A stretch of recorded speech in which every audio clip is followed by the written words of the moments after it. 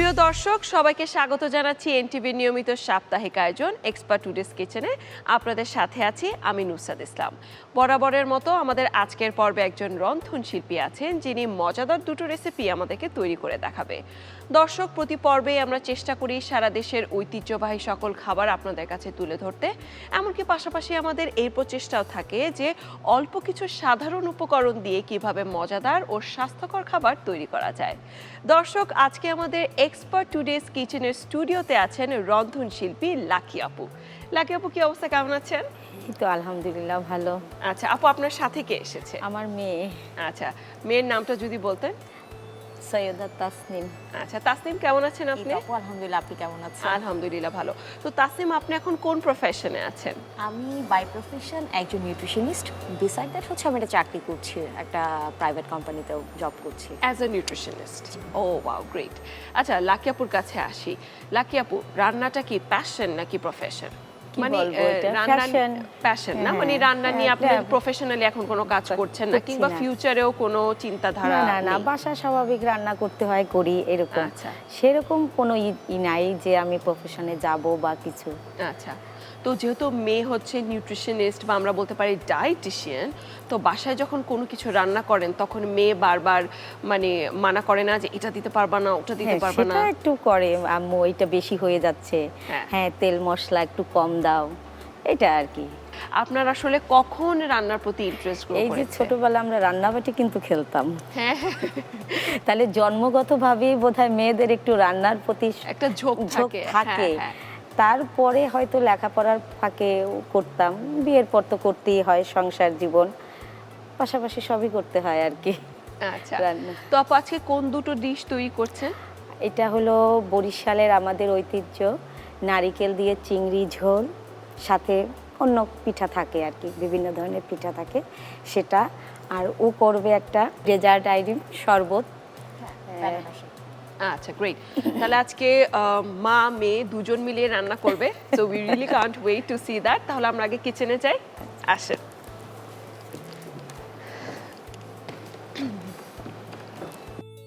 Lucky আপু, প্রথমে আমরা কোন ডিশটি তৈরি করছি? আজকে প্রথমে আমি চিংড়ির নারিকেল দিয়ে ঝোল এটা করব, বরিশালের খুবই ঐতিহ্যবাহী একটি খাবার। এটা দর্শক, চিংড়ির নারিকেল দিয়ে ঝোল তৈরি করতে কি কি উপকরণ লাগছে চলুন দেখে আসি। রেসিপি নারিকেল চিংড়ি ঝোল। উপকরণ: চিংড়ি মাছ 250 গ্রাম, তেল পরিমাণ মতো, তেজপাতা 1টি, এলাচ 3টি, দারুচিনি 2 টুকরো, গোলমরিচ 2টি, পেঁয়াজ বাটা 2 টেবিল চামচ, আদা বাটা আধা চা চামচ, লাল মরিচের গুঁড়া 2 চা চামচ, হলুদ গুঁড়া 2 চা চামচ, লবণ স্বাদ মতো, জিরার গুঁড়া আধা চা চামচ, পানি পরিমাণ মতো, নারিকেল বাটা 3 টেবিল চামচ, কাঁচা মরিচ 3টি, ঘি 1 টেবিল চামচ, বাদাম কুচি 2 চা চামচ। দেখে নিলেন উপকরণগুলো, এখন আমরা মূল রান্নায় চলে যাচ্ছি। আপু, তাহলে আমরা শুরু করি। ওকে। আচ্ছা আচ্ছা, তো আপু প্রথমে কি আমাদের তেলটা গরম দিতে হবে? আচ্ছা, ওকে, ঠিক আছে। আচ্ছা ওকে, ওই যে আপু তেলটা আছে। আমরা কি সয়াবিন তেল ইউজ করছি না সরিষার তেল? আচ্ছা ঠিক আছে আপু, তাহলে আমরা প্রথমে সরিষার তেলটা দিয়ে দিই। আমি বেশি না, অল্প তেলে রান্না করব। আচ্ছা, যেহেতু মেয়ে নিউট্রিশনিস্ট পাশে দাঁড়িয়ে আছে, বেশি তেল দিলে বলবো আম্মু এত বেশি তেল দিয়েছো কেন? 2 স্পুন। আচ্ছা, এখন হচ্ছে আমরা গরম মশলা দিয়ে দিব। দিচ্ছি দুটো এলাচ, না দুটো না 3টে দিলাম এলাচ, দু পিস দারুচিনি, গোলমরিচ 2টো,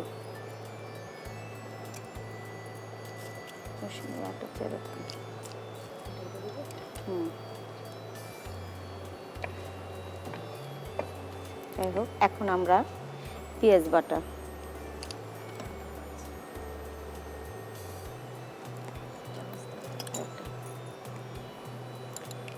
দু টেবিল চামচ পেঁয়াজ,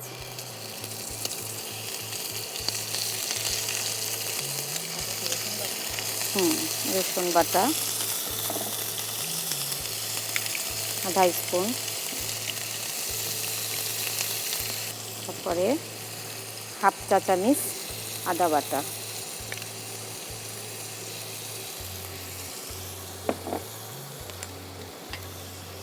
মরিচ গুঁড়ো না, কাঁচামরিচ ফালি করতে হবে। এটা হচ্ছে লাল মরিচের গুঁড়া দিয়ে হ্যাঁ, দিচ্ছি। লাল মরিচের গুঁড়ো, হলুদ গুঁড়ো আধা চা চামচ, লবণ পরিমাণ মতো,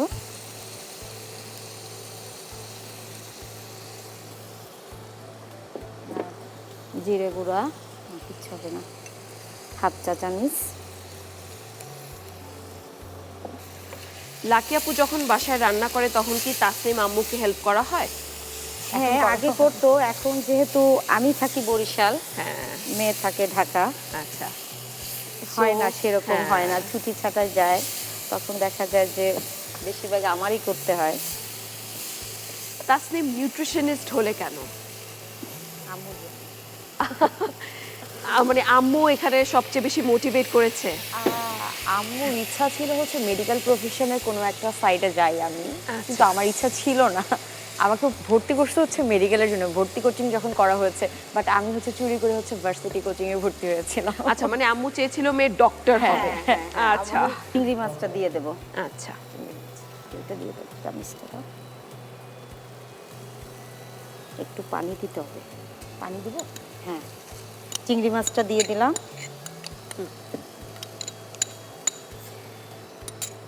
নারিকেল, এখন নারিকেল বাটা দেবো। নারিকেল বাটাটা একটু পরে দেই। আচ্ছা, তাহলে আপু আমি যদি বলি যে চিংড়ি মাছটা এখন হতে কিরকম সময় লাগতে পারে? রান্নাটা খুব বেশি সময় লাগবে না, 5 মিনিট। আচ্ছা, তো আপু আমাদের চিংড়ি মাছের এখন কি অবস্থা? এই তো কাছাকাছি। এখন আমি নারিকেল বাটা দিয়ে দেব। আচ্ছা। নারিকেল বাটাটা দাও। নারিকেল বাটা দিয়ে একটু কষিয়ে নেব। আচ্ছা আপু, এই রেসিপিটা কার, আপনার নাকি আপনার আম্মু বা অন্য এটা কারো থেকে শিখেছেন? ছোটবেলা থেকে দেখি, আমাদের বরিশালের ঐতিহ্য মোটামুটি। আচ্ছা। হ্যাঁ, বিশেষ করে শবে বরাতের রাতে। আচ্ছা হ্যাঁ, আচ্ছা। এটা করতো সেই থেকে দেখা আর কি। এখন তো আসলে এসব তেমন একটা হয় না, সেই ছোটবেলার জিনিসগুলো এখন এটা তেমন একটা হয় না, আর শবে বরাতে সেরকম হয় না। কিন্তু আমাদের ছোটবেলার সময় দেখতাম শবে বরাতে রাতে এটা রান্না হতো, এবং এই চালের রুটি হতো, হালুয়া হতো, খুব মজা করে খেতাম আমরা। তাসনিমের পছন্দের খাবার কি? আমি সব ধরনের খাবার খেতে পছন্দ করি। আসলে মানে ডায়েটিশিয়ানরা সব খাবার খায় বা পছন্দ করে? পরিমাণ মতো আচ্ছা সবই আচ্ছা খায়। আচ্ছা আচ্ছা। কিন্তু আমি যদি বলি স্পেসিফিক একটা খাবার যেটা হয়তো আম্মুর হাতের খুবই মজার হয়। নদীর মাছ। হ্যাঁ? নদীর মাছ, আচ্ছা, যে আচ্ছা। কোনো আচ্ছা আচ্ছা। পছন্দ। কষানো প্রায় হয়ে আসছে, এখন আমি আরেকটু হবে, একটু তেলটা বের হয়ে আসলে আমি পানি দেব। চিংড়ি মাছটা কাঁচামরিচ। হতে হতে একটু আপনাকে জানিয়ে রাখি আপু, যে এক্সপার্ট ডিশওয়াশ কিন্তু শুধু পরিষ্কারই করে না, জীবাণু মুক্তও করে। দেখা যায় যে আমরা যখন রান্না বান্না করছি তখন আমাদের কিচেনে একটা অনেক বড় কনসার্ন থাকে হচ্ছে হাইজিন। সেক্ষেত্রে কিন্তু এক্সপার্ট ডিশওয়াশ খুবই ইম্পর্ট্যান্ট একটা রোল প্লে করে। মানে এটা এনশিওর করে যে আপনি যে রান্না বান্না করছেন যে হাঁড়ি পাতিলে, সেটা যেন একদম জীবাণুমুক্ত থাকে। আচ্ছা, তাহলে এখন আমরা কি দিচ্ছি আপু? একটু কাঁচামরিচ, একটু আচ্ছা। ইয়া করে, দুটো কাঁচামরিচ, না 3টেই দেই, যেহেতু একটু নারিকেল দেওয়া হয়েছে, মিষ্টি মিষ্টি একটু ভাব আসবে। আচ্ছা, বরিশালের মানুষ কি মিষ্টি একটু পছন্দ করে? কারণ দেখা যাচ্ছে যে সব জায়গায় নারকেল ব্যবহার করছে, নারকেলের থেকে তো একটা মিষ্টি একটা ফ্লেভার আসে, তো তাহলে কি আমরা বলতে পারি যে বরিশালের মানুষ মিষ্টি খুব পছন্দ করে? আমার মনে হয় না বরিশালের মানুষ খাবারে, রান্নার এই যে ঝাল আইটেমে খুব একটা মিষ্টি ব্যবহার করা পছন্দ করে না। আচ্ছা। হ্যাঁ, কিন্তু নারিকেলটা তো যেহেতু এমনিতেই মিষ্টি, সে নারিকেলের খাবারে দেওয়া হয় না, কিন্তু নারিকেলের খাবারটা এমনি মিষ্টি হয়ে যায়। কিন্তু এমনি আদার্স যে খাবার, সেগুলো সাধারণত ঝাল মিষ্টি ইউজ করে না। ও আচ্ছা, একটু ইয়া করতে, এই যে আপু পানি এখানে। হ্যাঁ,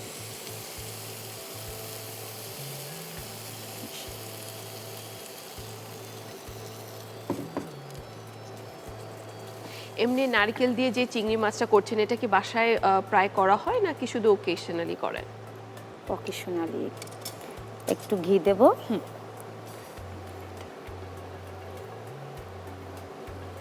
আর একটু বাদাম। আচ্ছা।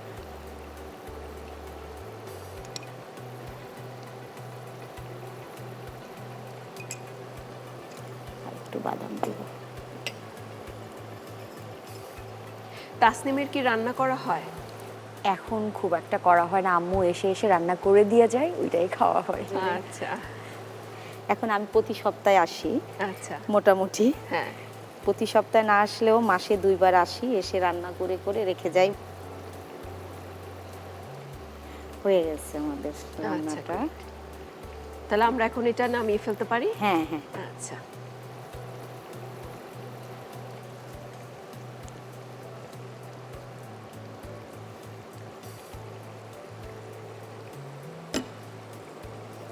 পরিষ্কার।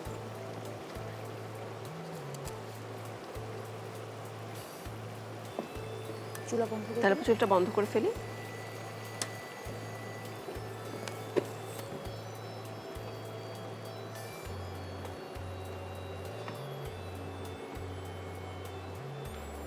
আপু আমরা ডিরেক্ট প্যান থেকে ঢেলে দিতে পারি না? হ্যাঁ তাও তাহলে পারি। সেটাই করি আমরা।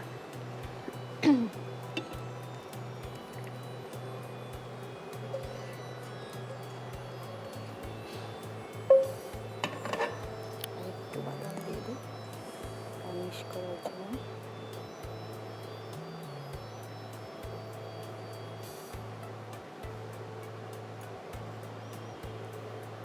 হয়ে গেল আমাদের বরিশালের ঐতিহ্যবাহী খাবার নারিকেল চিংড়ির ঝোল।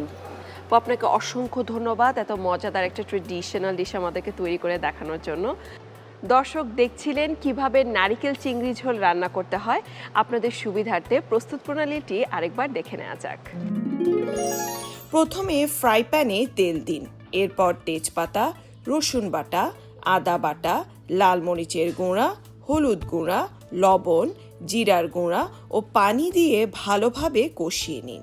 কষানো হলে চিংড়ি মাছ, নারিকেল বাটা, কাঁচামরিচ, পানি, ঘি ও বাদাম কুচি দিয়ে কিছুক্ষণ রান্না করে নামিয়ে সাজিয়ে পরিবেশন করুন মজাদার নারিকেল চিংড়ি ঝোল। দর্শক দেখে নিলেন প্রস্তুত প্রণালী। এখন আমরা আমাদের পরবর্তী জুসটা তৈরি করে ফেলবো। তো তাসনিম, এখন তুমি কোন জুসটা তৈরি করবে? আমি হচ্ছে ব্যানানা শেক করব। আচ্ছা, দর্শক বানানা শেক তৈরি করতে কি কি উপকরণ লাগছে চলুন দেখে আসি। বানানা শেক উপকরণ: তরল দুধ 1 কাপ, কলা 2টি, মধু 2 টেবিল চামচ। দেখে নিলেন উপকরণগুলি। এখন আমরা শেকটা তৈরি করব। তাহলে তাসনিম, আমরা এখন শেকটা তৈরি করে ফেলি। হ্যাঁ,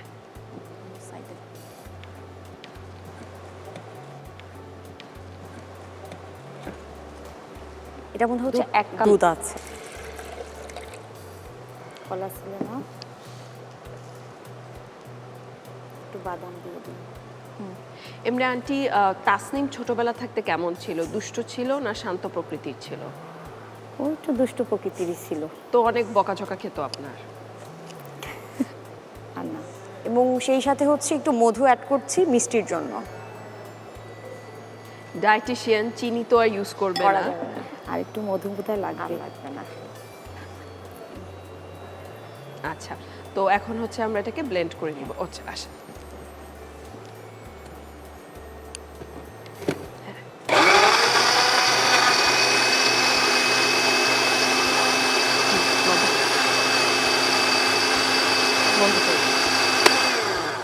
হ্যাঁ, হয়ে ডান গেল। রাইট? হ্যাঁ। ও ওয়াও, খুবই কুইক ছিল খুবই রেসিপিটি।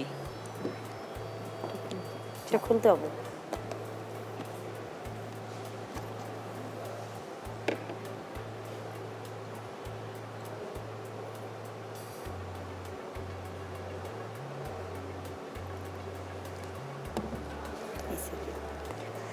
উপরে একটু বাদাম দিয়ে জাস্ট আমরা পরিবেশন করে নেব। সবই হচ্ছে হেলদি মানে উপাদান। খুলতে হবে না, দেখ পাবি আর কি। আমরা এর মধ্যে বাদামটি ইউজ করছি, সো বাদাম কিন্তু হচ্ছে আমাদের ব্রেন ডেভেলপমেন্টে অনেক হেল্প করে থাকে। তো এটা যদি আমরা সকালবেলা খুব ইজিলি কিন্তু তৈরি করতে পারছি। এর মধ্যে মিল্ক দিচ্ছি, যেটা হচ্ছে আমাদের বোন এবং হচ্ছে আমাদের যে দাঁত হাড়ের গঠন এগুলোতে অনেক সাহায্য করছে। কলার মধ্যে পটাশিয়াম আছে, ফসফরাস আছে, সো এটাও আমাদের যে ডেইলি রিকোয়ারমেন্ট থাকে সেটা ফিল আউট করতেও সাহায্য করছে। প্লাস হচ্ছে যেটা বললাম বাদাম, এটা হচ্ছে আমাদের ব্রেন ডেভেলপমেন্ট এবং হচ্ছে অলসো আমাদের স্কিনটাও ভালো রাখতেও সাহায্য করছে। আচ্ছা, এমনকি এটা বোধহয় আমাদেরকে অনেক এনার্জি অনেক এনার্জি বুস্ট করে, কাইন্ড অফ এনার্জি বুস্টার হিসেবেও কাজ করছে সকালবেলা যদি আমরা এটা খেতে পারি। আচ্ছা, তৈরি আপু তৈরি হয়ে গেল মজাদার বানানা শেক। আপু থ্যাংক ইউ সো মাচ যে এত কুইকলি এত হেলদি একটা মিল্কশেক আপনি তৈরি করে দিয়েছেন। দর্শক দেখছিলেন বানানা শেক কিভাবে তৈরি করতে হয়। আপনাদের সুবিধার্থে প্রস্তুত প্রণালীটি আরেকবার দেখে নেওয়া যাক।